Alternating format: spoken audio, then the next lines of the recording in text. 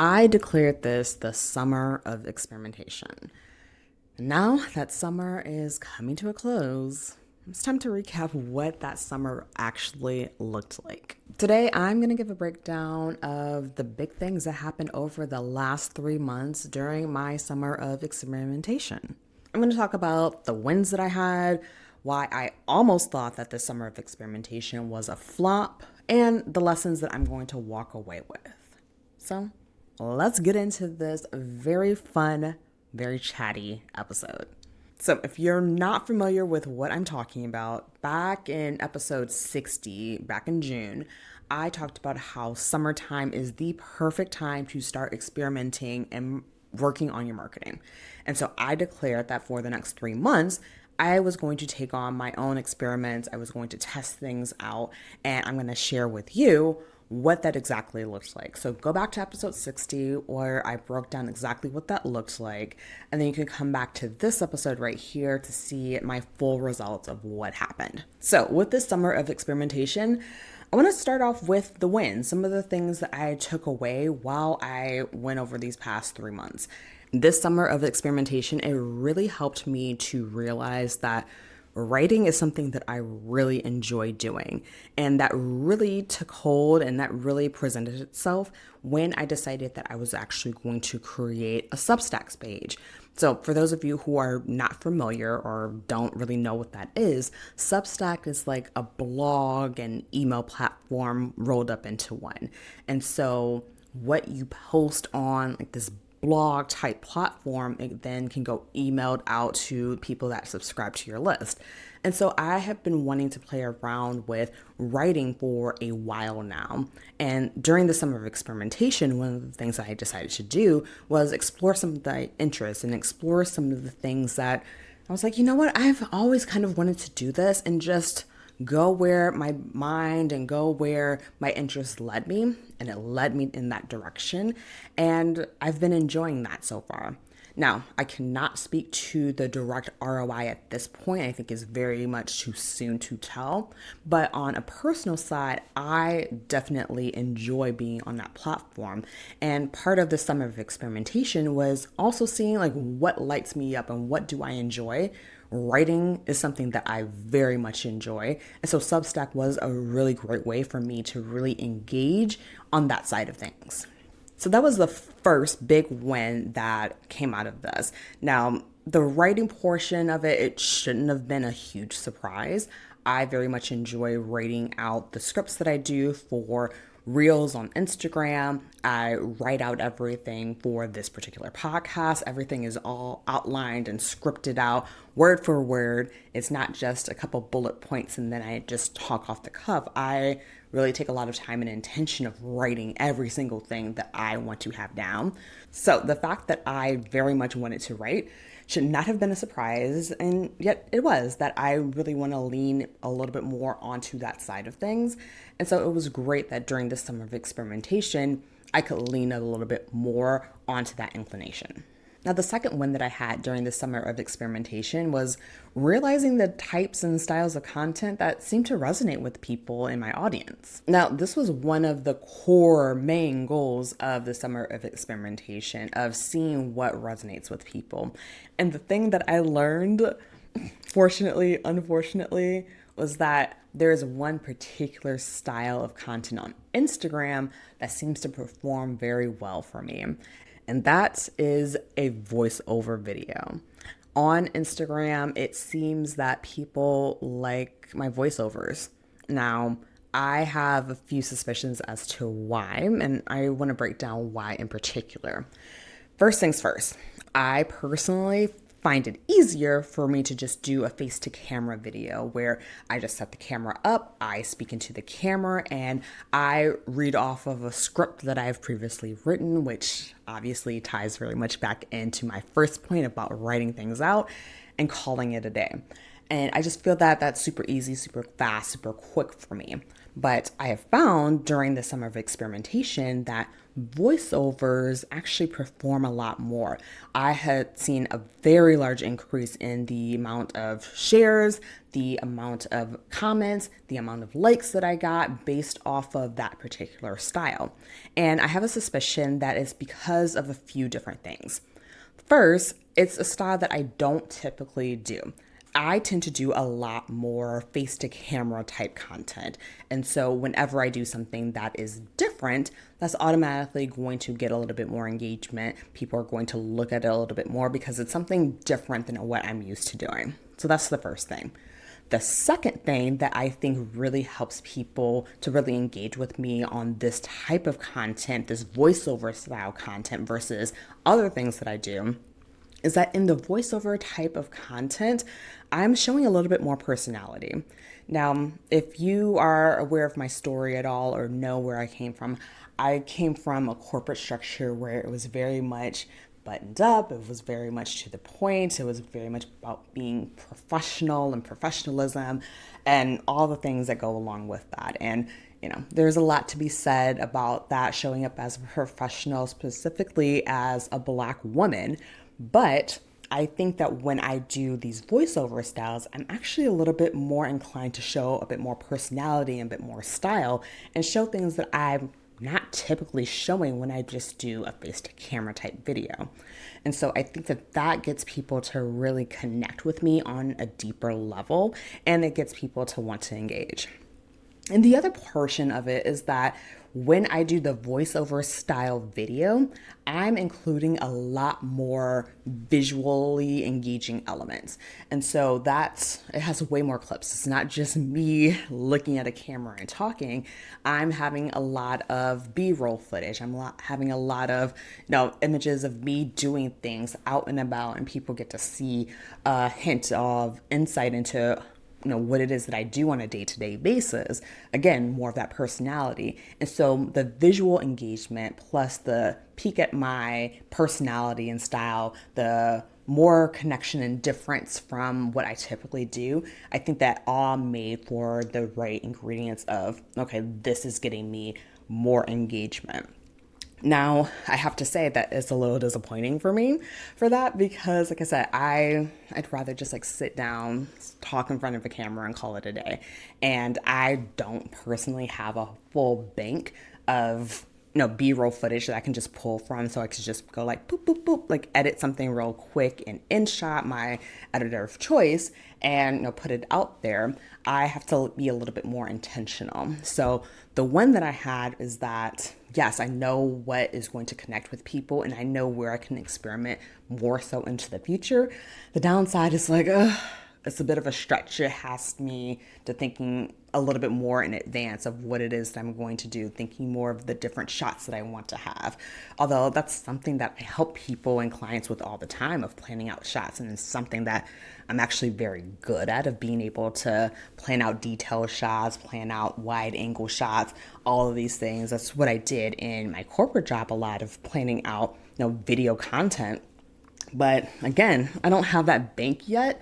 So that's another thing that I'll have to work on. So it's a win, but it's also one of those disappointing things where you're just I don't work, I don't do this, but we all experience that. So it's something that I'm going to work on in the future, of building that up so I can actually get up and going and do more of what actually helps me connect with the people that, I want to connect with. Now, the third thing that I learned while I had the summer of experimentation was that people really like case studies that I do on myself.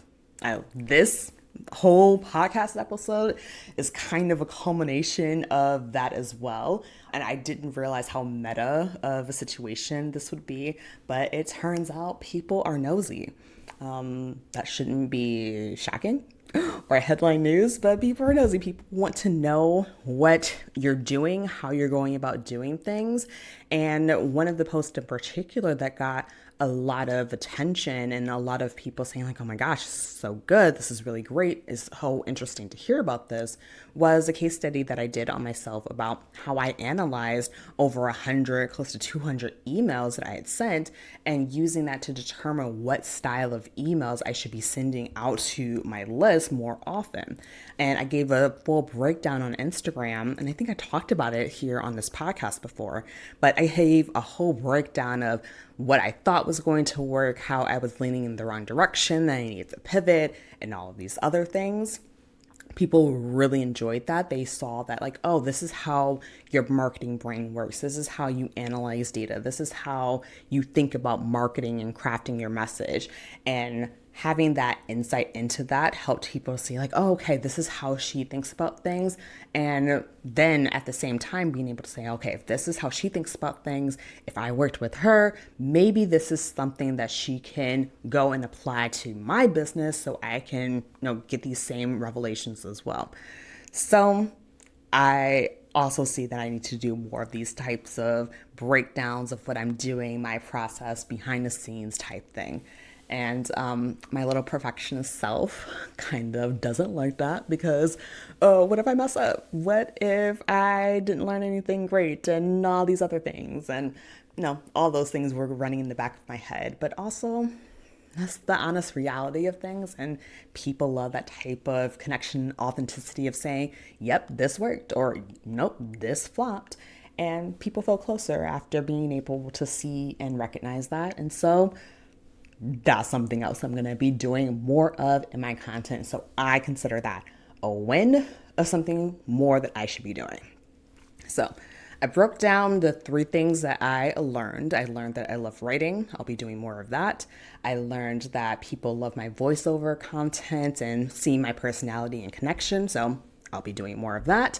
And I also learned that people love my own case studies on myself and what I'm doing. So I'll be doing more of that as well. So I broke down the wins.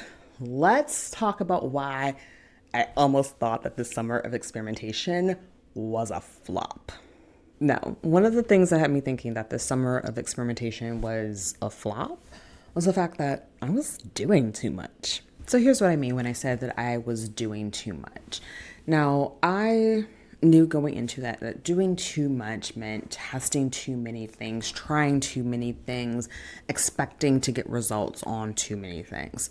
I knew this going into the summer of experimentation, and yet I still fell into the same trap that I knew that I could easily fall into. One of the things that I wanted to test was a new platform, Substack. Another thing that I wanted to test was how I can engage with people more. Another thing that I wanted to test was topics that would be interesting. Another thing that I wanted to test was conversions and how I can convert people more. That was doing too much. And because I wanted to get so much information, I wanted to get so much data, I wanted to try so many new things, it split my focus and attention, and it made me overwhelmed about what I should do first. And so it had me thinking, oh, I need to be overly prepared. I need to do all of these different things and all of this and all of that. And it had me freezing. Essentially, it had me frozen in place of what do I do first? What do I test first? What do I try first? And that had me slowing down. And that almost made this entire thing a flop. Now, thankfully, I still made progress. I still created some things, but it was not nearly the amount that I had initially anticipated doing. And that's because I was trying to do a lot. I thought that if I tried and tested more things, I would get more results faster, when essentially I would have gotten more information if I just narrowed in my focus, if I only tested one thing. Like, say if I only tested trying things out on Substack and I just went all in on that for 3 months. Or let's say that one of the other experiments I was thinking about doing is testing how I can be more relationship driven on Instagram and convert only and only sell and do hard pitching through email. If I had only focused on that element of it, I would have also learned a whole lot more. But I was trying to do too much all at once, and it had me frozen and not doing very much of anything. Now, again, I had wins. I listed all of those out at the very beginning, but imagine how much more depth I could have had if I even more so narrowed in my focus. So that's one of the ways that I thought that this summer of experimentation almost flopped, because I was doing too much and not getting nearly as much as I could have. Now, another thing that had me thinking that this summer of experimentation was going to be a flop was my traveling. Now, in the end of June into July and in parts of August, I was traveling. I traveled for several weeks to visit family in end of June and July. I went on a friend's birthday trip in August, and that I wasn't prepared for. Now, I'll tell you how I wasn't prepared for it. I wasn't prepared for it in the sense of the recovery afterwards. Now, I think a lot of people, a lot of marketers, a lot of content creators, they talk about the preparation for when you are actually gone. And that is actually what I was fully prepared for.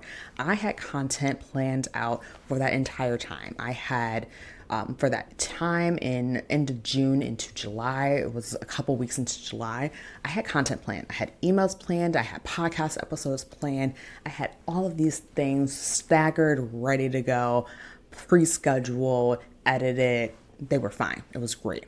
It was the recovery portion of it that I wasn't prepared for. What I didn't take into account is that when I travel, especially when I'm traveling to see family, it's not like a vacation where it's just like, oh, it's relaxing and I come back rejuvenated. Like, it's great and it fills my cup in one way, but like also on like an energy level, I'm just like, I'm tired afterwards. And so I didn't take into account the recovery time that I would have for these social travel interactions. And so when I came back in late July, I didn't plan on taking an entire week off after that. And because I didn't prepare for that, I felt very guilty about it. I felt as if like, oh my gosh, like I'm falling off. I'm losing this momentum. I had all these things going into it. I thought I was prepared. I thought I was ready, and I wasn't. And so that bounce back from that took longer than I anticipated. And that kind of slowed down the things that I wanted to test and wanted to try, because I just didn't have anything ready or prepared. And so one of the key takeaways and lessons that I have for this is that I know that if I am going to be traveling, whether it's during the summer or any time of the year, and I am intentionally wanting to market and really trying to do something in particular, whether it's selling, whether it's testing, whether it's nurturing audience, I know that I need to have a plan, not just for when I am actually gone, but I need to also have a plan for recovery when I come back. And that's something that I need to decide in advance. Now, it could just be a decision that I make where I realize like, oh, well, I'm just not going to post for a week or for however much time. That is fine, and that is a decision. But what got me messed up was the fact that I didn't make that decision in advance. I felt guilty that I hadn't made a decision, and so I was stressed out, freaked out, like, oh, what am I doing? This is gonna mess up my thing. Like, it had me going in a spiral, and it didn't necessarily need to be. I could have just decided like, oh, okay, well, I'm going to plan to, for 1 week, not have anything, and for these other couple weeks, I have things already outlined, planned out, ready to go. If I had just made that decision in advance, I would not have freaked out, I would not have spun out, and I would have still been right on track, plugging along and getting all the information and the data that I wanted for the summer of experimentation. So on one hand, while I was like, oh my gosh, I was so freaked out, this actually is hopeful information. And this is a reframe that I want for all of you to have as well. A lot of times things don't go according to plan with experiments, with anything that you're testing, but a lot of times the things that don't go well give you the most information. And so I have learned and realized that I need to not only plan, like I said, for my actual time being gone, I need to have a plan for when I return so I can have a recovery plan so I'm set and ready to go. And the ironic part for me is that I always tell my clients this. I just didn't realize how core and necessary this is for me. And so that's great information for me to know, to be able to incorporate into the future. So, these two things were the biggest things that came to light for me and why it felt like this summer of experimentation was going to flop. Because with both of those instances, it felt like I was disappointing myself or you all because I was taking you all on the ride with me as I was going through this process. And I was thinking, oh my gosh, what are they going to think of me? Like, I couldn't do all these things magically perfectly and get these perfect results.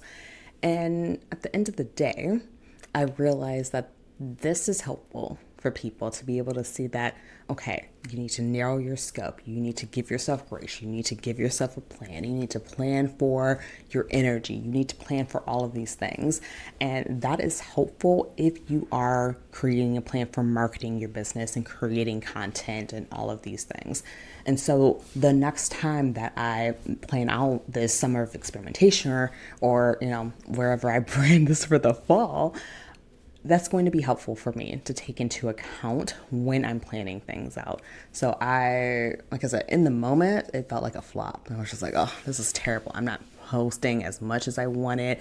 I'm traveling. I'm not putting in the weeks and the amount of time that I wanted to have. But at the end of the day, all of this is great information for me. And I'm glad that I'm able to document this at this moment in time, preserve it, and also share it all with you. Now, just to recap, the summer of experimentation, it worked. I learned a lot of information. I learned that I love writing and that I should incorporate more of that whenever and however I get a chance to do that. That's something that I naturally inclined to want to do. I've always wanted to write in some way, shape, or form since I was a child. And so I want to lean into that more. And so I realized that that's something that I need to make sure I'm being intentional about doing.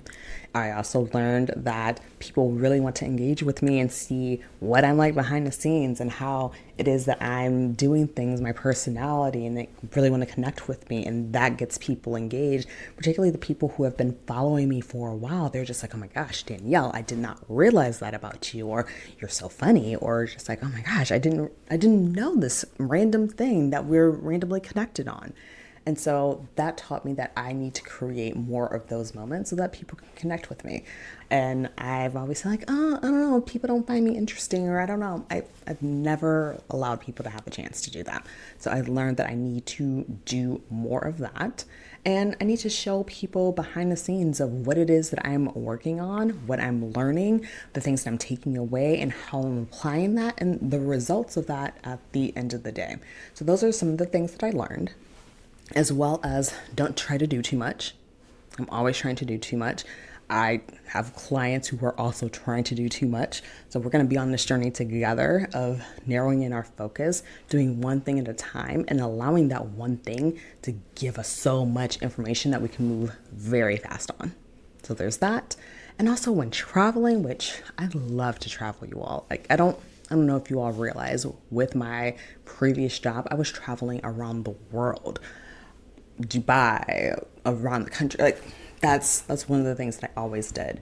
And so it really reinforced to me that when I'm doing more of the type of travel that I want to do, I need to build in more recovery and plan for that in advance. And so if I learned that lesson right now, watch out. Watch out, because you won't be able to keep up with me at that point if I really plan for that in advance. So that's my summer of experimentation. Those are the core takeaways that I have. And so now you might be thinking, cool, Danielle, that was great. I love that you learned that. So what's next? What are you doing next? That's a great question. And I'd love to answer what it is that I'm doing next with this information that I just gathered. First things first, I'm going to keep showing up on Substack. I like Substack. I think it's cool. Who knows how that's going to result in long-term lead generation or all of that other type of stuff strategically for the business. I don't know yet. Still early days for that. It's more of a long game for that platform, kind of like podcasting is more of a long game, but I'm going to keep doing it, and I'm going to report back when I got some more results. But so far, I think it's fun. I'm going to keep doing it. I'm going to keep engaging with people.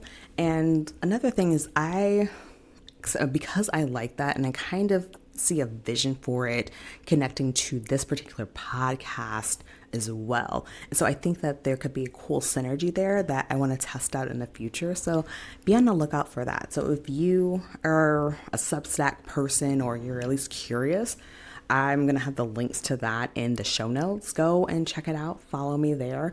I'm probably going to have like a cute little recap of all of this on Substack as well. So like engage with me, leave a comment. I would love to hang out with you all. Because I know a lot of you all have first followed me or found me through the podcast. And so I would love to connect with you in that way, in that platform. So that's that.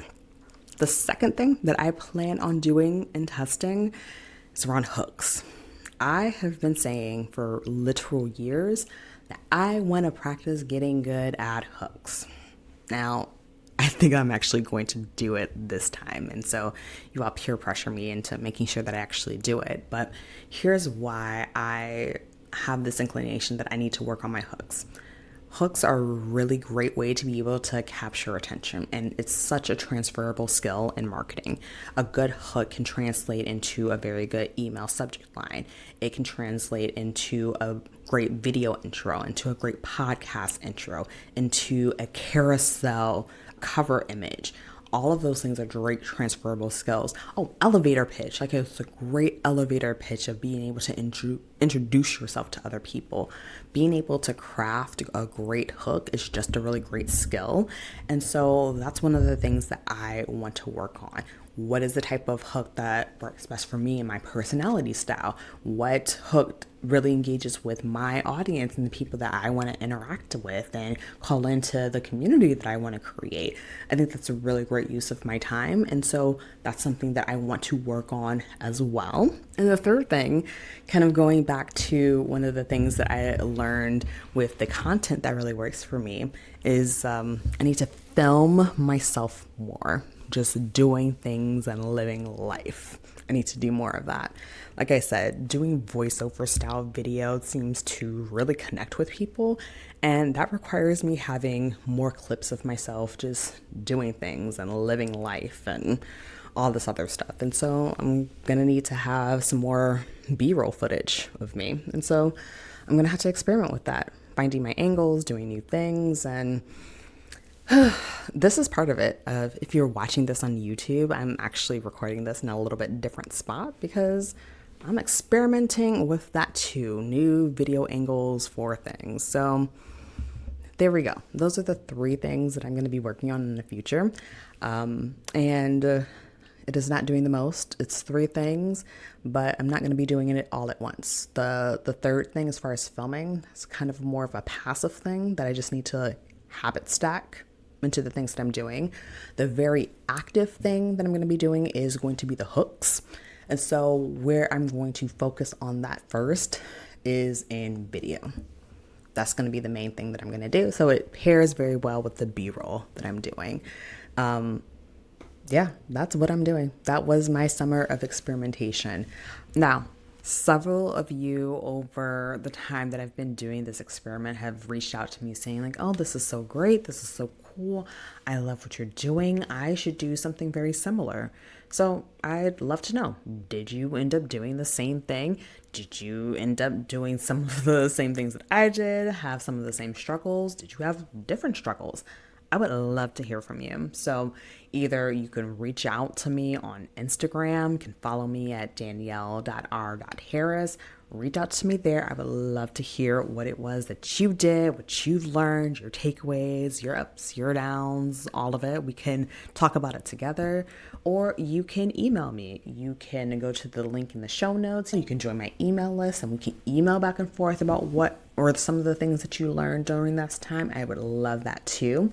Either way, I want to hear about what you learned and how you're going to apply that into the future. All right, y'all. Until next time, I'll talk to you soon. If you want more marketing that works right in your inbox, head to the show notes and sign up for the email list. You'll be the first to know how you can work with me on mastering your marketing.